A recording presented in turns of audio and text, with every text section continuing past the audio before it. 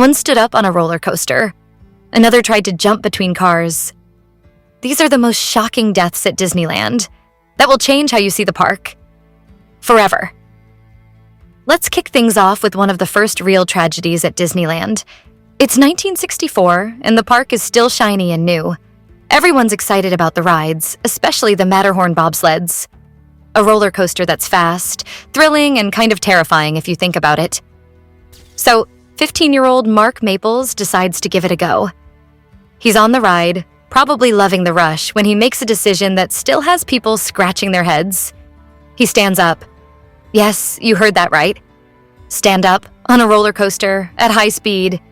Maybe he thought he'd unlock some secret level of fun, or maybe he just wanted a better view of the fake Swiss Alps. Either way, gravity wasn't about to negotiate. Mark was thrown from the bobsled and landed hard on the track below. He was rushed to the hospital, but after 3 days of fighting, he sadly didn't make it. The Matterhorn Bobsleds had already claimed one life, but lightning struck again in 1984. This time, the victim wasn't a daring teenager testing their limits, but a 48-year-old woman named Dolly Regine Young. Dolly boarded the ride like thousands before her, probably expecting nothing more than a few thrills and a great story to tell. But what happened next turned into a nightmare. Mid-ride, Dolly was ejected from her seat. Was the seatbelt improperly fastened? Did she stand or shift at the wrong moment? No one knows for sure. What we do know is this. Dolly was thrown onto the track and struck by another bobsled barreling down the course. The injuries were catastrophic. Dolly didn't stand a chance, and her death left an unforgettable mark on the memory of visitors of that day. The part of the track where the accident occurred is now grimly nicknamed Dolly's Drop. From a high-speed thrill ride, we turn to the slow-moving people mover, a seemingly safe and relaxing attraction. But in 1967, it became the site of another heartbreaking tragedy, proving that danger doesn't always come with a high-speed warning sign. Ricky Lee Yama, a 17-year-old visitor, was likely enjoying a carefree day when he made a split-second decision. As the ride glided along its elevated track, he attempted to jump between two moving cars. Maybe it was a dare. Maybe he thought it would be easy. Whatever his reason, Ricky misjudged the leap. He lost his balance, was crushed between the cars, and then fell onto the track below. For a ride designed to be slow and scenic, the people mover had now shown it could be anything but safe. You'd think this tragic accident would serve as a cautionary tale, but unfortunately, it didn't. Fast forward to 1980. 13 years had passed since Ricky's fatal leap, but history was about to repeat itself.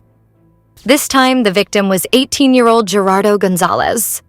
Gerardo was riding the people mover when he decided to attempt the exact same stunt, jumping between the cars. Whether it was a moment of bravado or just poor judgment, the result was eerily similar to Ricky's tragedy. Gerardo slipped and fell onto the track. The oncoming people mover cars couldn't stop in time, and he was crushed. 2 young lives lost on the same ride, in almost the exact same way. And just when you think people might start taking safety seriously, along comes the next tragedy. This one takes us to 1973, and it involves the Rivers of America, a peaceful, scenic attraction that somehow became the site of another disaster. Bogdan Delaroe, an 18-year-old who, like many teens before him, thought the rules didn't apply to him. After a long day at the park, he and his 10-year-old brother decided to stick around after hours, because what could possibly go wrong sneaking around a closed Disneyland? The brothers borrowed a rubber emergency boat and tried to row across the Rivers of America. Spoiler alert, they weren't exactly professional sailors. The boat capsized, and while his brother managed to swim to safety, Bogdan didn't make it. He drowned in the river, and his body was found hours later. The Rivers of America? It's supposed to be one of the most peaceful spots in Disneyland, right? A quiet ride, a little scenic escape. But for some reason, it's also been the backdrop for some of the park's most tragic stories. Just 10 years after Bogdan Delaroe's drowning, we have Philip Strauen, another young man who made the fateful decision to turn the Rivers of America into his personal challenge. Philip was 18, and like so many before him, he and a friend stayed behind after the park closed. Maybe they thought they'd outsmart security, or just wanted a little late-night adventure. They managed to get over to Tom Sawyer Island, but when it came time to leave, there was no boat in sight. Instead of waiting or finding another way, they decided to untie an inflatable rubber maintenance motorboat and swam across. Things went from bad to worse when they lost control of the boat and crashed into a rock near Tom Sawyer Island. Philip was thrown into the water, and while his friend managed to make it back to shore to get help, Philip didn't stand a chance. By the time they found his body an hour later, it was too late.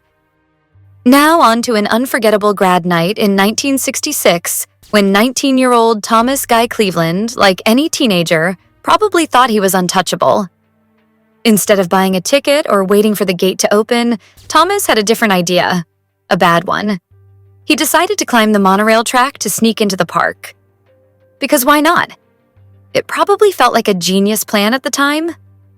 But here's the thing about monorails. They don't stop on a dime. A security guard spotted Thomas and frantically tried to warn him, but it was too late. The train was coming and Thomas didn't get out of the way in time. He was struck and dragged over 30 feet before the monorail finally stopped. Disneyland's tragedies come in many forms. The next one unfolded in 1974, and it was as horrifying as it was unexpected. By 1974, Disneyland had a brand new attraction, America Sings. It was meant to be fun, nostalgic, and, well, completely safe. But for 18-year-old Deborah Gale Stone, who worked as a hostess at the ride, it became the site of a tragedy that's hard to even imagine. Deborah was stationed near the rotating walls of the attraction, helping keep everything running smoothly. During one performance, though, something went terribly wrong. Whether she stepped too close or didn't realize how the walls moved, Deborah became trapped between the rotating sections. The machinery didn't stop, and she was crushed in front of horrified coworkers. Her screams were heard, but by the time anyone could act, it was over.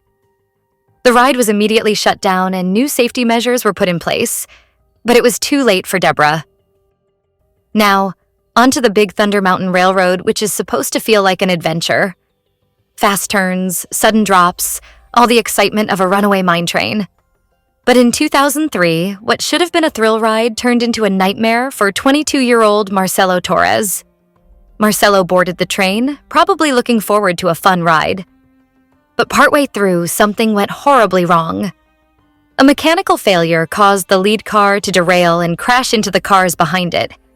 Marcelo, sitting near the front, was hit the hardest. The injuries were severe, and he didn't survive. Other passengers were left shaken, some with injuries of their own, but Marcelo's death hit the hardest. Big Thunder Mountain reminds us how quickly a thrill can turn into tragedy. But the Columbia sailing ship? That tragedy came out of nowhere. A freak accident that turned a calm day into a nightmare. It is usually a calm, scenic ride, a chance to relax while floating through the rivers of America. But in 1998, it became the site of a horrifying accident that claimed the life of 33-year-old Luan Phi Dawson. As the ship was docking, a metal cleat, a small fixture used to tie the ship's ropes, came loose from the hull. The tension in the rope sent the cleat flying, and it struck Luan with deadly force. He was with his family, enjoying what should have been a peaceful day, but the accident changed everything in an instant. 1 second, everything was fine, and the next, disaster struck. Caleb Graves' story, though, unfolded differently. The Disneyland Half Marathon is meant to be a celebration, a day of running, cheering, and crossing the finish line with a smile. But in 2024, it ended in heartbreak for 33-year-old Caleb Graves. Caleb finished the race despite the scorching heat, but the strain was too much. He collapsed shortly after crossing the finish line, and despite quick medical attention, he didn't survive. It's the kind of tragedy that no one expects in such a joyful setting, but it's a harsh reminder of how dangerous extreme heat can be, even during something as uplifting as a Disney marathon. For Caleb's loved ones, what should have been a moment of pride and celebration became a day they'll never forget. For all the wrong reasons. Working at Disneyland is often seen as magical, but in 2024, a routine task turned deadly for a 60-year-old employee near the exclusive Club 33 restaurant. The employee was riding in a golf cart, a common way to navigate the park's behind-the-scenes areas. but something went wrong, and they fell from the moving cart. The injuries were severe, and despite efforts to save them, the employee didn't survive. It was a tragic reminder that even the simplest tasks can carry risks. For coworkers and guests alike, the incident cast a shadow over the otherwise cheerful atmosphere of the park. In 1985, tragedy struck outside the park in the parking lot, a place most people think of as just a place to park and head inside. But for a 7-year-old girl, it became the site of a heartbreaking accident.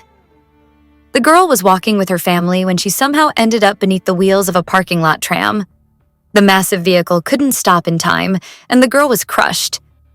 It was a devastating scene, leaving her family and bystanders in shock. The parking structures at Disneyland aren't the first place you'd think of when imagining tragedy.